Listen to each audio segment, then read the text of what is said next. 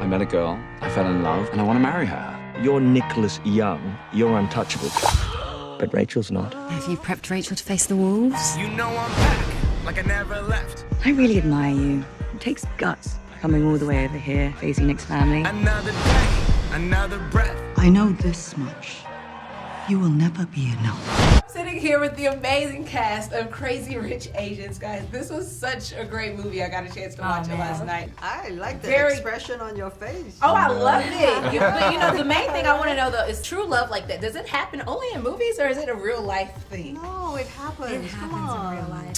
I see some doubt here. No, I think it's You just got married to your true love. Oh, wait, what do you think? so many, it's the differences in, like, there's so many multitudes of love and so many challenges, and different challenges, from things from not being allowed to love through you know, the caste system, not being allowed to live, you know, in India, through my travels, I've experienced that somebody can get taken away from the limitations of love. So to have the freedom of being able to choose a loved one, that's important, and yeah, it's great.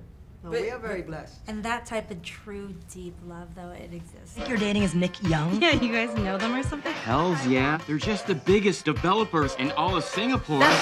Damn, Rachel. It's like the Asian Bachelor. I laughed for most of the movie. Yes. Mostly due to you two guys, but I'm going to come thank back to you in a second, Gemma. I mean, her character's hilarious. I mean, I do have something to tell you, because your character is actually my favorite. Mine too. Okay, yes. You want to know why? Yes. Because a lot of times they'll paint women who are really rich and powerful with a man as condescending to the man. But Totally. you actually tried to be your husband's best friend, and you just tried. Nicole, And he still messed over you. Well, I don't know. I think it's an interesting dynamic when you have, you know, when the man is not the main breadwinner in a family. That is a tricky thing to negotiate, and I think it's an interesting dynamic to show that on screen. Yeah. Ken, you were hilarious, and the fashion choices all across the board. Oh Did my you God. guys have Yes. any input on that? Ken in particular was the way that you were dressed was amazing. I'll tell you what, it's hard to work with this guy. He's a legend. First of all, he's so talented and so good at what he does. It's so hard to keep a straight face because he's pulling him out, dude. He's pulling him out, and he's so quick and so on the spot, and he's a legend. It's an honor to be your daughter. Well, so is Nora, because it is great to find a kindred spirit in any comedy that I do, when you can find a scene partner that can also go with you, and there's a shorthand, there's a great chemistry. We were riffing a lot throughout the movie, and some of those moments made in the final cut of the movie, which was a joy and the ultimate compliment.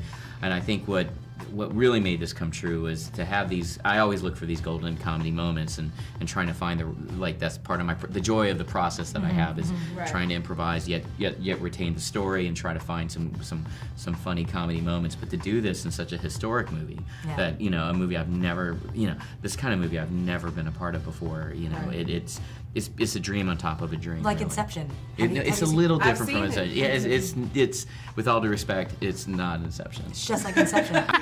Mom, this is Rachel Chu. She just thinks you're some like unrefined banana. No. Those are a few fingers. I think what we do know is that John has created such a phenomenal movie experience, and I think that if anything, people should take that away, to go to the cinema and be willing to spend all that money, and at the end of the day come out of it feeling sort of fulfilled. Yeah. And when you're an actor, you're really there for the process, not the product, to serve the work, not the box office. So I think for all of us, it is a success no matter how well it does at the box office, because we all put our hearts into it. To have it made it, it's already a success. That's half the battle. So you guys hear that there's a movie with an all-Asian cast. What immediately goes through your mind? Is it like, I gotta call my agent, I gotta be a part of it? What goes through your mind when you hear this? Yeah, I mean, I wanted my wife and I are fans of the books, and when I found it was greenlit into a movie, I just honestly wanted to be a part of it in any way, shape, fashion, or form. Yeah, the same. I think, you know, even before I knew or even tried, you know, made the calls, I knew this was big. And for our community, it's like they don't even have to see the movie, and they feel the chills, they feel the tingles. I mean, it really it speaks so much. And And you know, just like in the same way that I found when I found an Ocean, they were making an Ocean's 8. You know what I mean? I was like, that's cool. Yeah. Like that's You're on the awesome. billboard. Yeah. Yeah, I was there. Yeah, but yeah, it's such a gift, and then to be a part of it is it's kind of like Inception in that it's a dream inside of a dream. It's a little bit like it in the fact that it's not. Right. Thank you guys so very you. much. Thank you. Thank you. Thank you.